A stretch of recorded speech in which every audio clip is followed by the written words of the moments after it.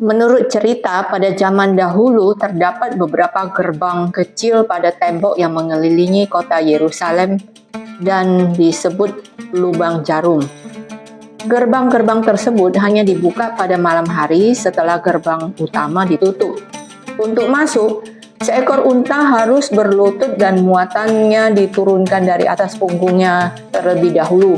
Dan setelah binatang pengangkut di padang pasir itu berhasil lewat, satu persatu barang angkutan dinaikkan kembali ke punggungnya. Barulah kafilah melanjutkan perjalanan. Saya anggap inilah yang dimaksudkan Yesus.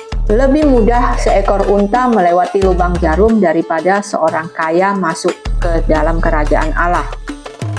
Ada dua kenikmatan yang ingin dimiliki manusia, harta kekayaan duniawi dan kerajaan Allah.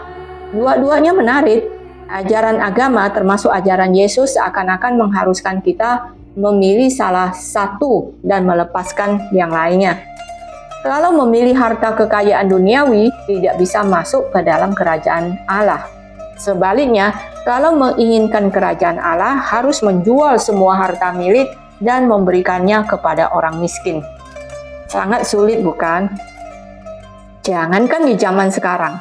2000 tahun yang lalu saja pemuda yang semula bermaksud mengikuti Yesus jadi sedih mendengar syarat di atas.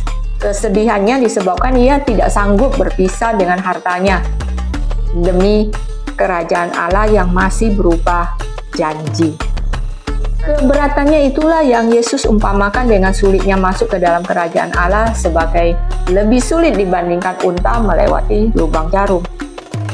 Lantas, apakah kita harus menghindari harta kekayaan, hidup dalam kemiskinan, dan serba kekurangan supaya memperoleh kerajaan Allah? Saya berkesempatan mengenal banyak orang yang tercerahkan secara spiritual, pencinta damai, rajin beramal, dan penuh kasih. Dan mereka juga sekaligus mendapat limpahan kekayaan duniawi. Kekayaan yang mereka miliki juga memungkinkan mereka menyalurkan berkat lebih, tidak mengikat mereka, tidak membuat hati mereka hanya memikirkan kekayaan. Mungkin kita semua setuju ya, mengatakan orang-orang seperti mereka telah mendapatkan kekayaan duniawi dan surgawi di dalam kehidupan ini. Sementara itu, hampir setiap hari kita dapat menyaksikan orang melakukan kejahatan gara-gara kemiskinan. Mereka seperti hidup dalam neraka di atas bumi ini.